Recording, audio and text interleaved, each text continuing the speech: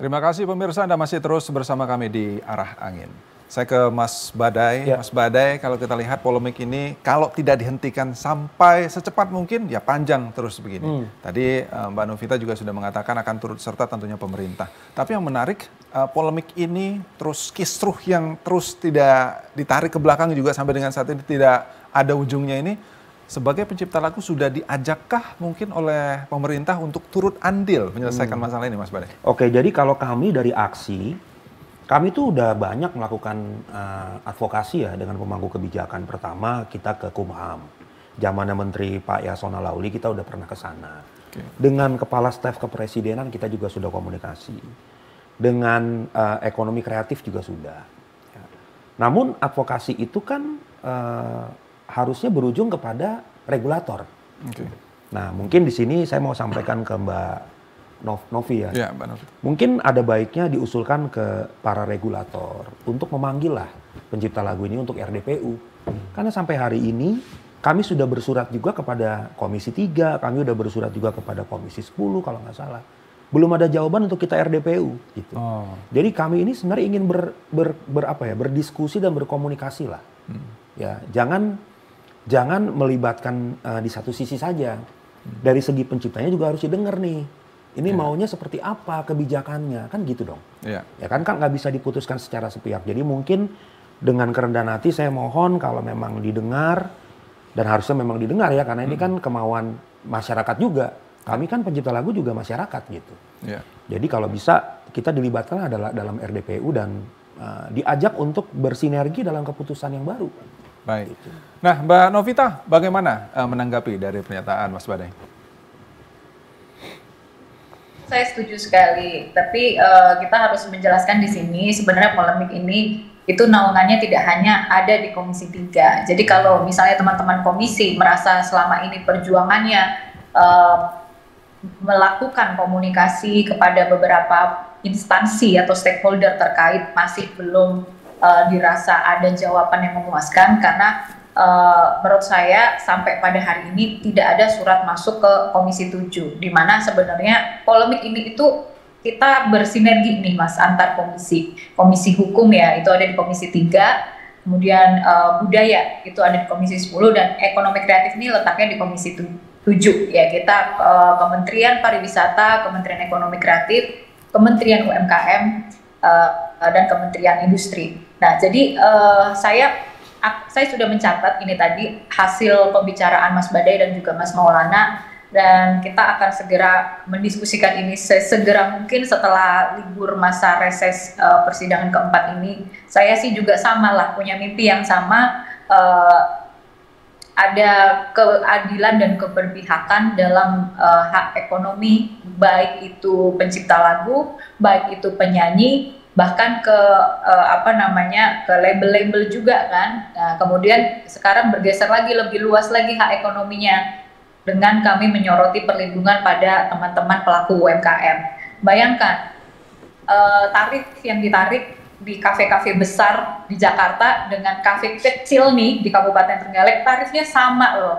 Padahal harga makanannya berbeda, kunjungannya juga berbeda. Ini saya rasa ini semakin mencekik masyarakat ya dengan polemik ini yang belum bisa diselesaikan. Baik, ini menarik kalau ngomongin tadi yang dikatakan Mbak Novita, kayaknya Mas Badai harus silaturahmi nanti sama ke Komisi 7 ya. Iya, ya mungkin saya tambahin sedikit Mbak Novi, karena setahu kami kemarin di Komisi 3 juga kalau tidak salah DJKI juga udah dipanggil gitu ya, dan melibatkan juga para penyanyi di situ gitu. Jadi kami rasa mungkin kesempatan untuk bertemu Komisi 3 sepertinya berlaku sama dong dengan pencipta ya nggak? Ya kan? Karena dalam artian kan kita pengen ada usulan juga gitu kan, ada usulan ke Komisi 3 dan pada saat surat terakhir kami dialihkan ke Komisi 10. Memang kami belum bersurat ke Komisi 7 karena memang tidak ada arahan dari Komisi 3 untuk ke Komisi 7. Malah ke Komisi 10. Komisi ya, 10 gitu. Karena ya memang benar Mas Badai, karena memang ini nomenklaturnya baru. Jadi kalau nomenklatur lama, mengacu pada nomenklatur lama, sebenarnya industri kreatif ini masuknya ke Komisi 10. Tapi karena ini nomenklatur baru, jadi industri kreatif masuknya di Komisi 7 gitu. Jadi ini coba kita bangun komunikasi Mas Badai. saya juga ngefans sama lagu-lagunya Mas Badai. Terima kasih. Jadi kita menunggu juga posisi untuk bisa audiensi dan kita siapkan untuk RDPU ke depan. Baik, ini jadi ini clear seru ya? sih. Jadi kalau misalkan ada komunikasi seperti ini kan ya Pak Yusran, jadi kita juga bisa dilibatkan di dalam penentuan regulasinya. Iya. Supaya semuanya merasa dilibatkan. Oke, baik. Saya ke Pak Yusran yang lagi pusing juga mikirin PHR ini ya. Pak Yusran, jadi nasibnya perhotelan ini nanti gimana sampai belum keluarnya kepastian ini? Apa yang akan dilakukan? Saya rasa nanti sih yang bisa menjawab tuh Mbak Novita nanti. Sebagai wakil kita, wakil rakyat kita. Tapi ini kan menunggu Pak ya? Ya, harapan kami pertama, tentu tadi saya sepakat ya dengan Mas Badai. Ini kan undang-undang kan untuk pencipta juga gitu loh. Jadi harus adil, ada keadilan di situ. Jadi itu nomor satu. Jadi panggillah, audiensi lah supaya bisa memahami permasalahannya. Yang kedua, kalau kami di dunia usaha, sebenarnya kami harapkan pemerintah hadir dengan menerjemahkan PP 56 itu gitu loh. Kalau PP-nya udah gagal, kembalikanlah ke Undang-Undang 28 tersebut, bahas ke pasal 81 dulu gitu loh. Jadi carut-marutnya ini selesai di masyarakat. Biarkanlah para pencipta ini dan pemilik hak terkait ini menentukan apakah lagunya itu mau dikasih free to air ke atau mau ditarik royalti ke. Itu biarkan serahkan ke sana karena mereka bisa menilai sendiri lagunya itu dalam tatarannya seperti apa. Jadi saya sepakat tadi sama Mas Badai bahwa jangan kita sekarang kayaknya seolah-olah pemerintah lebih mementingkan lembaganya dibandingkan si penciptanya gitu loh atau si yang terkait di dalam sini. Justru yang kita pikirkan kan yang ini. Supaya nyambung masyarakatnya membayar langsung ke sana. Jangan lembaganya terus yang dipertahankan dengan carut-marut seperti ini. Kan harus diaudit dulu. Yang selama ini penerimaannya itu kemana? Apa benar sudah tersalurkan ke pihak terkaitnya? Apa benar ke pencipta? Sudah tersalur, tapi berapa tadi ya? Ya segitu. buktinya kan masih ada masalah hari ini. Setiap hari itu pasti muncul 1-2 permasalahan yang dari sisi yang seharusnya mereka menerima itu.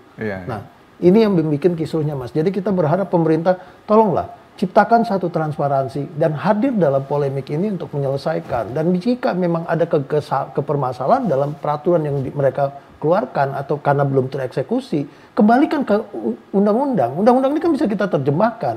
Kalau lembaga ini belum bisa berfungsi, ya kembalikan langsung ke terkait, kan udah selesai itu urusannya.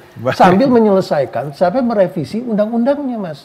Karena undang-undang ini nggak bisa bulan depan selesai. Ya itu prosesnya panjang. Prosesnya panjang. Mungkin Mbak Novita bisa menjawab pada masuk prolegnas tahun ini. Kan belum tentu. Mungkin bisa tahun depan. Sangat panjang. Bagaimana ini nasibnya? Jangan sampai nanti pada saat semua tidak memutarkan lagu lagi, ada juga yang dikorbankan dari hal tersebut gitu. Ya, baik.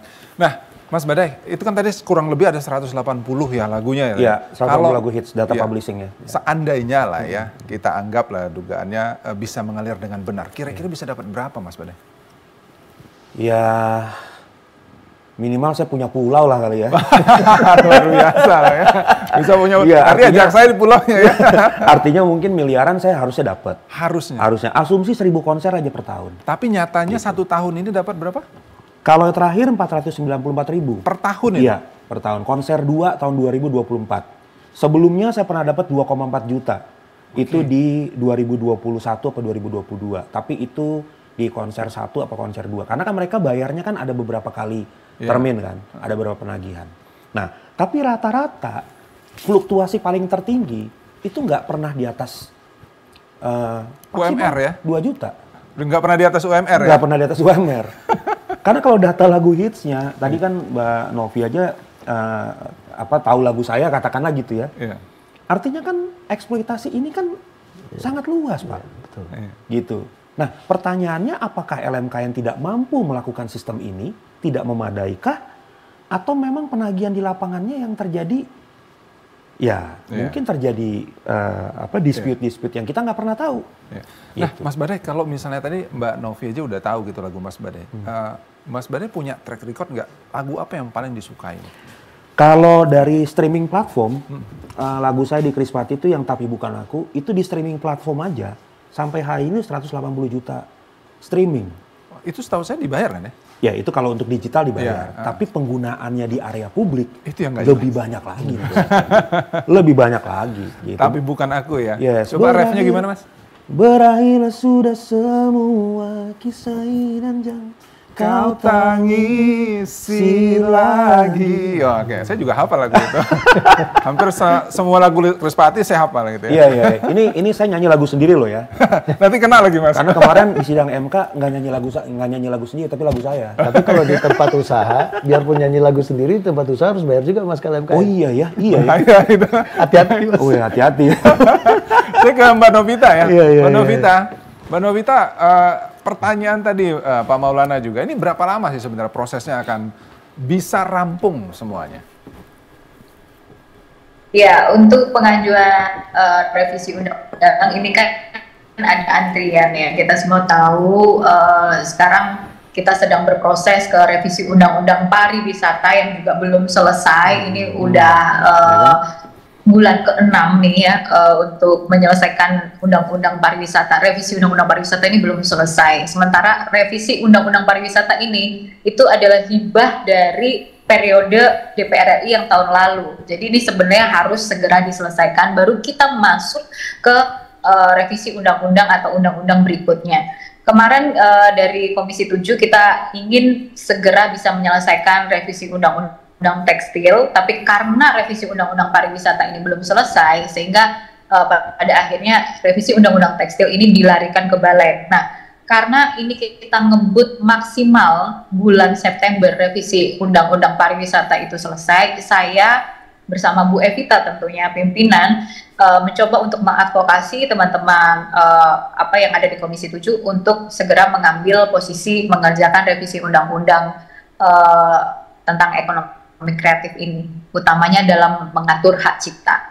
Jadi kalau ngomong berapa lamanya, ya tidak bisa ditentukan, tergantung, bisa 1 tahun, bisa 2 tahun, bisa juga habis 1 periode 5 tahun. Makanya sebenarnya untuk menunggu revisi undang-undang ini rampung, sambil kita terus melakukan atau membuka ruang-ruang dialog bersama musisi, bersama pencipta lagu, ya, penyanyi, pencipta lagu, dan juga para pelaku ekonomi kreatif. Di sini saya ingin mengadvokasi pemerintah itu harus benar-benar hadir untuk bisa menegakkan peraturan yang jelas terkait bagaimana lembaga ini, yang mana ini lembaga ini kan sebenarnya sedang sangat beruntung sekali sebenarnya.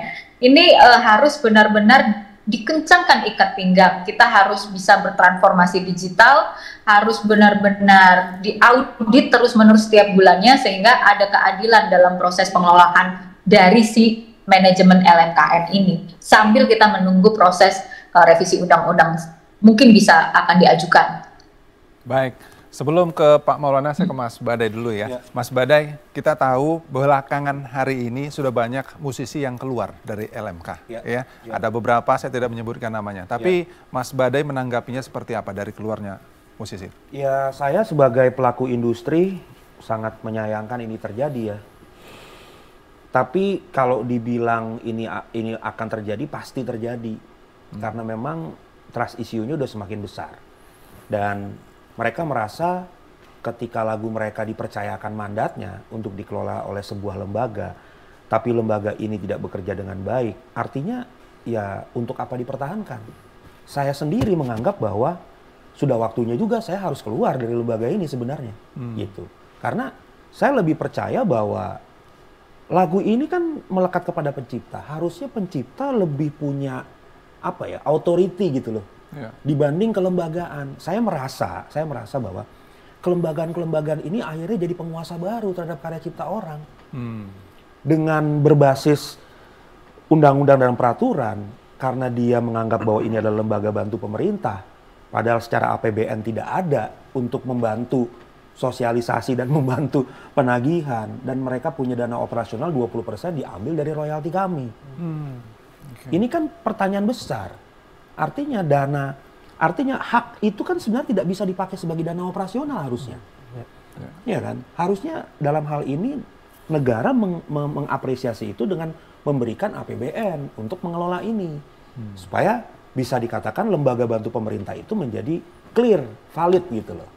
Jadi kalau ditanya pendapat saya ya sangat disayangkan, tapi ya itu sudah terjadi, mau gimana. Gitu. Tapi Mas Badai sekarang posisinya memberikan jalankah juga kepada UMKM atau pengusaha untuk menyanyikan lagu yang sangat bebas? Kalau saya no issue.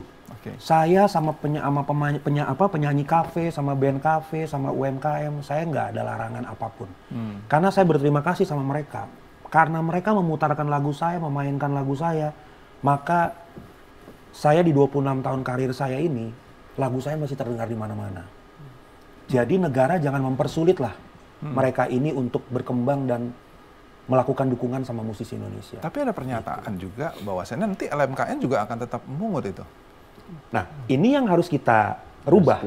Yang seperti tadi Pak Yusran bilang bahwa tidak ada kewenangan sebenarnya ketika bukan member, sebenarnya tidak boleh dikolek dong. Karena itu kan tidak fair. Masa ketika dikolek yang non-member lalu dijadikan dana cadangan, alias unclaimed royalty.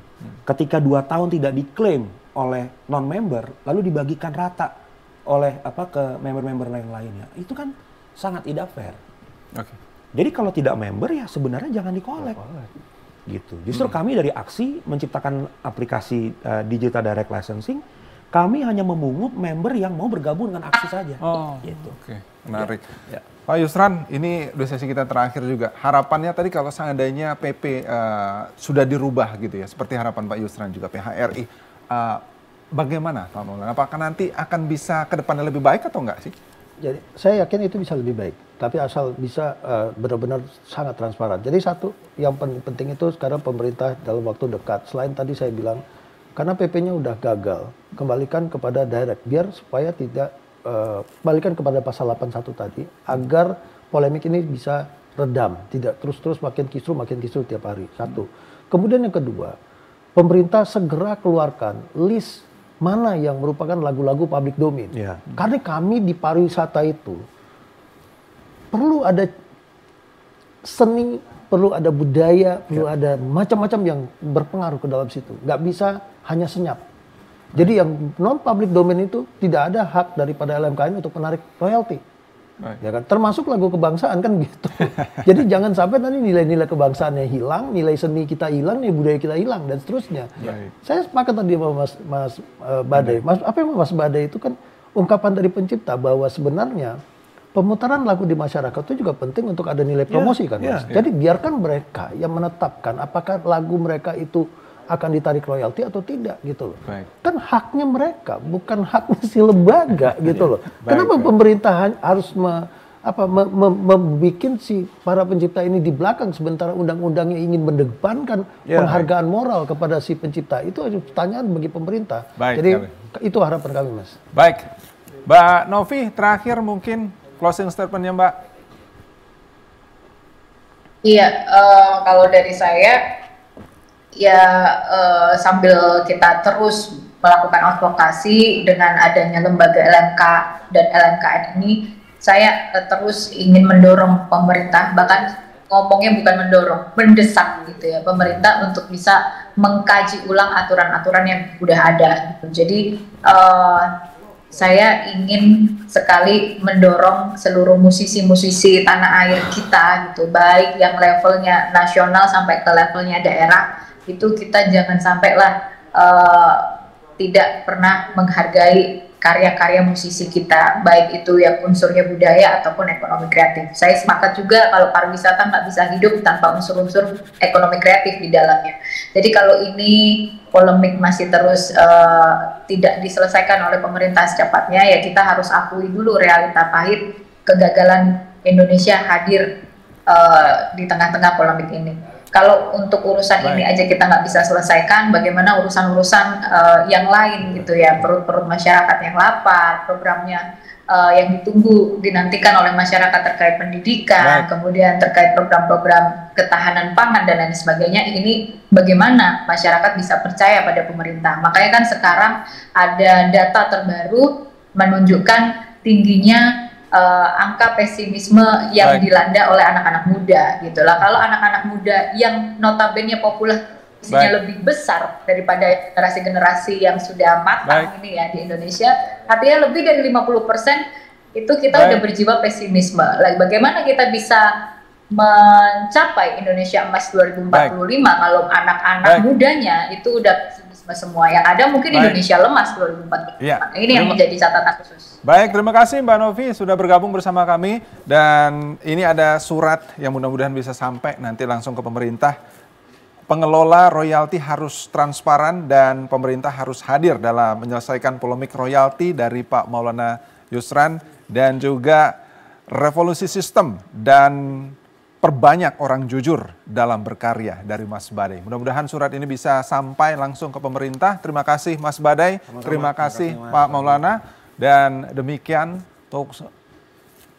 ya informasi yang mungkin nanti bisa polemik royalti ini bisa selesai tentunya. Dan tidak ada lagi ke depannya polemik-polemik lain yang timbul seperti ini. Saya Fahmi Andrian pamit, selamat malam dan sampai jumpa.